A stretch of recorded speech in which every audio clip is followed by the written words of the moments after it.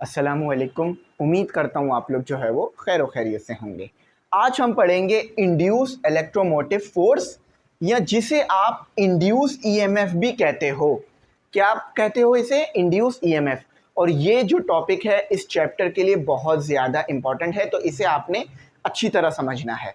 ठीक है, देखो याद रखना, इंड्यूस ईएमएफ आपके पास क्या है? वोल्टेज। बस इस वर्ड को याद रखो, पूरा का पूरा टॉपिक आपके लिए हलवा हो जाएगा। इससे पहले भी हमने ईएमएफ पढ़ा था, मगर वहां पर ईएमएफ कुछ और था। यहां पर इंड्यूस का वर्ड है, तो यहां पे मायने कुछ और हैं, इसको समझना।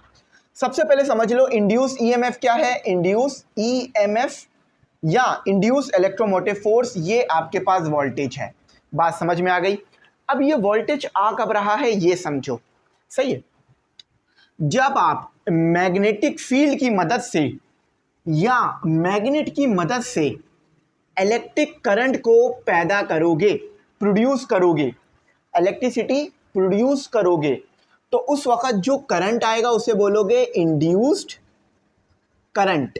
ठीक है, समझ गए? तो फिर वोल्टेज को क्या कहा जाएगा? बिल्कुल सही, इंड्यूस वोल्टेज। तो ज़्यादा अच्छा वर्ड है इंड्यूस ईएमएफ।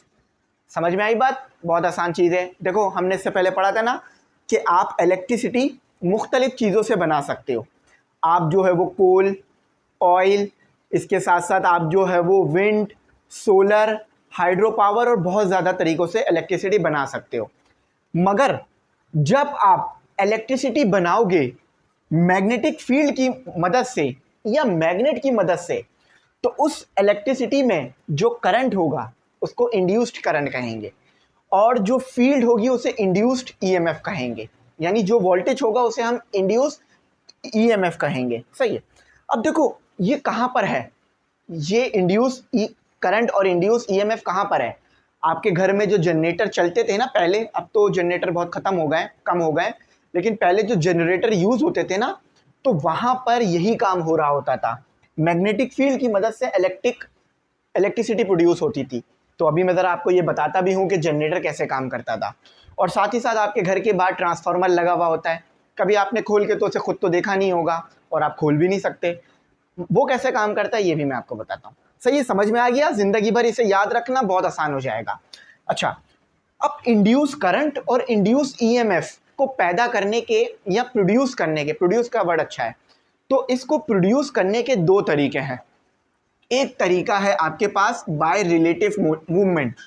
देखो वर्ड से वाज़ेह है, रिलेटिव मूवमेंट। रिलेटिव का मतलब आपके पास कॉइल मौजूद है और आपके पास मैग्नेट मौजूद है। मैग्नेट बता देता हूँ, ये नॉर्थ है, ये साउथ है।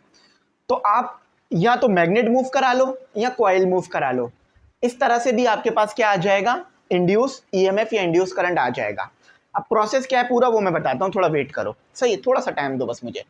By changing magnetic field, magnetic field में चेंज लाकर भी आप ये काम कर सकते हो, इंड्यूस ईएमएफ और इंड्यूस करंट प्रोड्यूस कर सकते हो। चलो सबसे पहले आसान तरीका समझते हैं, उसके बाद मुश्किल तरीका समझते हैं। तो बात समझ में आ गई ना? इंड्यूस ईएमएफ को पैदा करने के आपके पास कितने तरीके हैं, प्रोड्यूस करने के कितने? दो तरीके हैं। एक है बाय रिलेटिव मूवमेंट, जिसे आप द जनरेटर इफेक्ट भी कहोगे, यानी जनरेटर इस प्रिंसिपल पे काम करता है।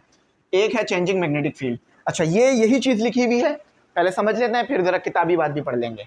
देखो भाई, आपके पास मैग्नेट मौजूद है, ठीक है, आपके पास मैग्नेट मौजूद है। अब ये मैग्नेट जो है वो आपके पास एक परमानेंट मैग्नेट है, ये ठीक है। ये मैग्नेट का नॉर्थ पोल आ गया, ये साउथ पोल आ गया। आपको पता है फील्ड कहाँ से कहाँ होगी? फील्ड नॉर्थ टू साउथ होगी, आउटवर्ड, बाहर की तरफ। सही है।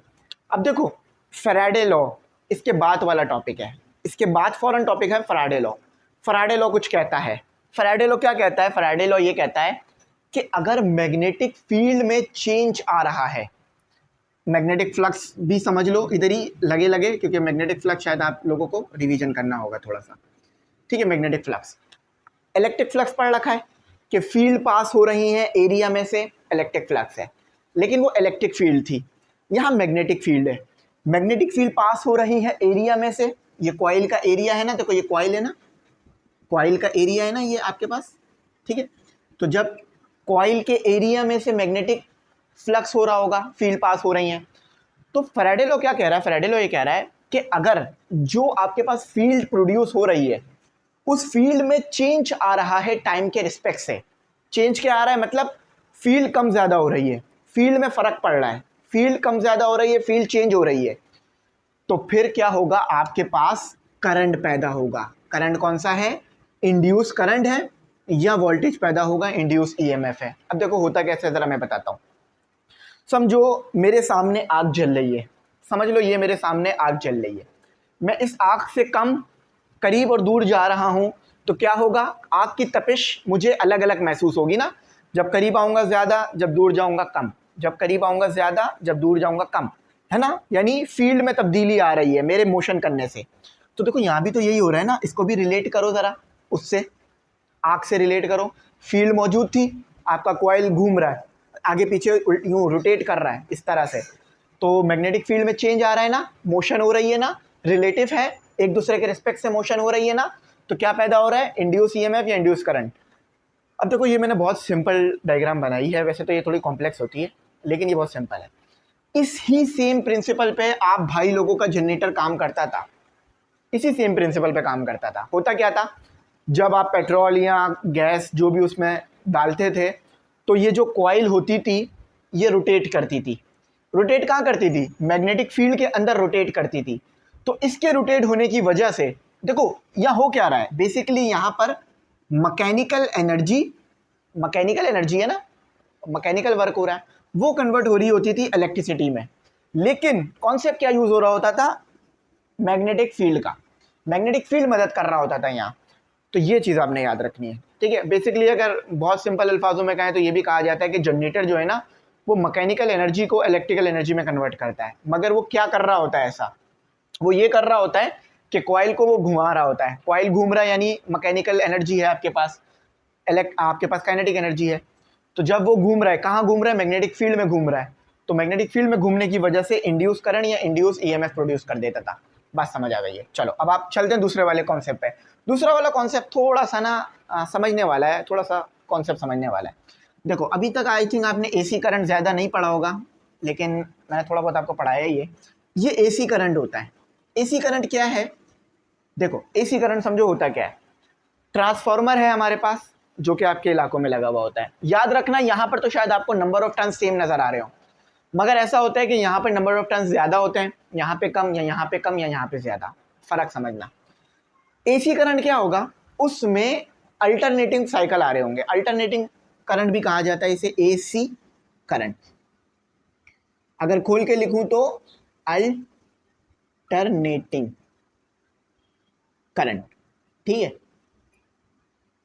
ए से अल्टरनेटिंग, सी से करंट। अब होता क्या है, देखो ये पॉजिटिव है, ये पॉजिटिव साइकिल है, और यहाँ पे नेगेटिव साइकिल है। तो एसी करंट में क्या हो रहा होता है, कभी पॉजिटिव साइकिल आता है, कभी नेगेटिव साइकिल आता है, पॉजिटिव साइकिल आता है, नेगेटिव साइकिल, इस तरह से एसी करंट आता है आपके पास। और डीसी में क्या होता है, डीसी में जस्ट पॉजिटिव साइकिल होता है, ऐसे ऐसे। देखो नेगेटिव साइकिल नजर आ रहा है, नहीं, ये पॉजिटिव साइकिल है। अब देखो जब पॉजिटिव साइकिल आएगा तो करंट होगा पॉजिटिव। आपको पता है ना, करंट भी पॉजिटिव नेगेटिव आप लेते हो, आई की वैल्यू आपने नेगेटिव में भी आ रही होती है आपके पास, आई की वैल्यू आपके पास पॉजिटिव भी आ रही होती है। तो जब पॉजिटिव साइकिल आएगा तो मैग्नेटिक फील्ड की डायरेक्शन अलग होगी, जब नेगेटिव साइकिल आएगा तो मैग्नेटिक फील्ड की डायरेक्शन अलग होगी। जब मैग्नेटिक फील्ड की डायरेक्शन चेंज हो जा रही है तो डायरेक्शन चेंज होने से क्या चेंज होगा, मैग्नेटिक फ्लक्स में फर्क पड़ेगा। मैग्नेटिक फ्लक्स में फर्क पड़ने की वजह से क्या होगा, आपके पास अगेन इंड्यूस्ड करंट या इंड्यूस्ड ईएमएफ पैदा हो जाएगा। अब देखो थोड़ा सा मुश्किल लग रहा होगा ना, आसान करते हैं, समझते हैं।